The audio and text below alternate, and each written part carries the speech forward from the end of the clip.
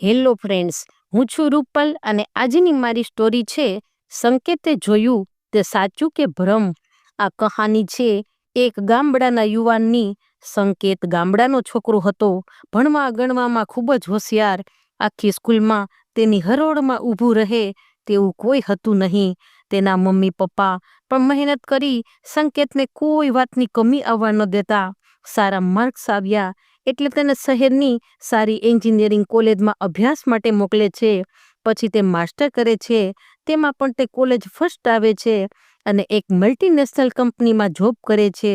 ખૂબ સારી સેલેરી એટલે સંકેતની આખી લાઈફસ્ટાઈલ બદલાઈ ગઈ. બેંગ્લોરમાં તેણે એક ફ્લેટ ખરીદ્યો, એક મોંઘી કાર ખરીદી, બ્રાન્ડેડ કપડાં, અને તેને હવે એમ લાગતું હતું કે બધુંય હવે પરફેક્ટ છે. પણ સાચી વાત તો એ હતી કે જેમ જેમ સંકેતને ઊંચો દરજ્જો મળતો ગયો તેમ તેમ તે તેના પરિવારથી દૂર થતો ગયો. મહિને 2 મહિને એકાદ વાર જ ઘરનાને ફોન કરતો. અંદરથી સંકેતને એક ઈગો હતો કે આજે હું સ્ટેટસ પર છું તે મેં મારી મહેનતે કરેલું છે. માતા પિતા બહેન બધા રોજ રોજ દીકરાને યાદ કરતા, પણ સંકેત હવે પોતાની દુનિયામાં જ જીવતો હતો. ક્યારેક ઘરે વાત કરે તો ઈગોથી કરતો કે જાણે પોતે એહસાન કરતો હોય. માં કાંઈ પૂછતી તો તેની વાતનો પણ સરખી રીતે જવાબ ના આપતો. અને મમ્મી, અત્યારે મારે કંપનીમાં કામ હોય, કેમ તમે લોકો સમજતા નથી, એવું કહી ફોન કાપી નાખતો. સંકેતને હતું કે પોતે જ સાચો છે. કાલે જેને કંપનીમાં પ્રમોશન મળેલું અને સંકેતને એવું લાગતું હતું કે મારા ફ્રેન્ડ્સ બધા મારી લાઈફસ્ટાઈલ જોઈને ચાલે છે. એક દિવસ તેણે મહેસૂસ કર્યું કે રાતના જ્યારે તે એકલો હોય ત્યારે તેને એકલાપણું ખાવા દોડે છે. પણ એકલો એકલો રાતના કરે શું? મોબાઈલ જોવે, રીલ્સ જોવે, આવી રીતે સમય પસાર કરતો. અને ઘણીવાર મનમાં ને મનમાં વિચારતો કે કાંઈક ઘટે છે.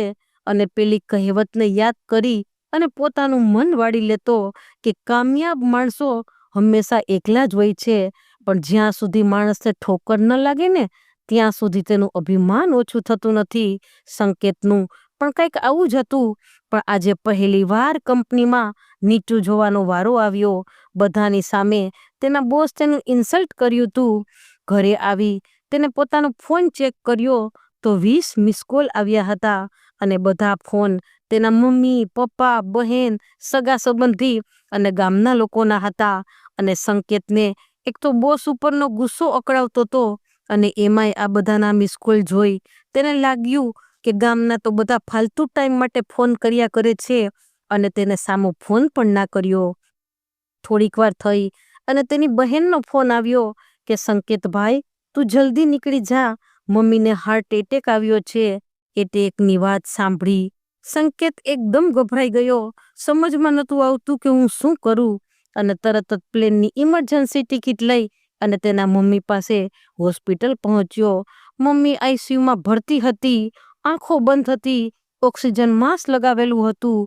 પપ્પા અને તેની બહેન ખૂબ રોતા હતા. બધા સગાવાલા હોસ્પિટલ પહોંચી ગયા હતા અને બધા સંકેતની સામું જ જોતા હતા કે આને હવે શું કહેવું.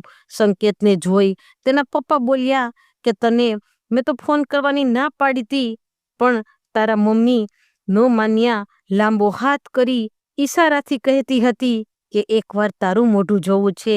આવું સાંભળીને સંકેતની આંખો ભરાઈ ગઈ અને આઈસીયુની બહાર ઊભીને તેને પસ્તાવો થયો કે તેની ગમે તેટલી સેલેરી, પ્રમોશન, ગાડી, બંગલા બધુંય બેકાર છે. અને પોતાને મનોમન દુઃખ થતું હતું કે આખો પરિવાર આખી રાત હોસ્પિટલમાં હતો અને મેં ફોન પણ ના ઉપાડ્યો. ડોક્ટરે બહાર આવીને કીધું કે ઓપરેશન કરવું પડશે અને હા, અત્યારે તમારામાંથી કોઈ પેશન્ટને મળી શકશે નહીં. તેની હાલત ક્રિટિકલ છે. પણ સંકેત કોણ છે? અને તેના પપ્પાએ ઈશારો કરતા ડોક્ટરને કહ્યું કે આ મારો સન સંકેત છે. અને ડોક્ટર બોલ્યા કે સંકેત, તું એક જ તારી મમ્મીને મળવા આવી શકીશ, કેમ કે જ્યારે તારા મમ્મી બેભાન અવસ્થામાં પણ સંકેત સંકેત બોલે છે. તો ચાલ મારી સાથે. અને સંકેત ધ્રુસકે રડી પડ્યો. ડોક્ટરે દિલાસો આપી શાંત પાડ્યો અને કહ્યું કે ભાઈ, અંદર એકદમ સ્ટ્રોંગ બનીને આવવાનું છે. અને અંદર જતા જ આઈસીયુમાં માની હાલત જોઈ સંકેતની આંખો ફાટી જાય છે અને માં પણ સંકેતને જોઈ રડી પડે છે. તો ફ્રેન્ડ્સ, આ કહાની ઉપરથી શીખવાનું એ છે કે ગમે તેટલા ઊંચા દરજ્જે હો પણ તમારો પરિવાર, તમારા ગામના સગા સંબંધીનો ફોન જરૂર ઉપાડજો, કારણ કે ગામડાનો માણસ પણ સમજે છે કે તમે બીજી છો. જો કામ હોય તો જ તમને તે ફોન કરે છે. તો ફ્રેન્ડ્સ, જો આ સ્ટોરી ગમી હોય તો લાઈક કરો, શેર કરો, સબસ્ક્રાઈબ કરો. Thanks for watching.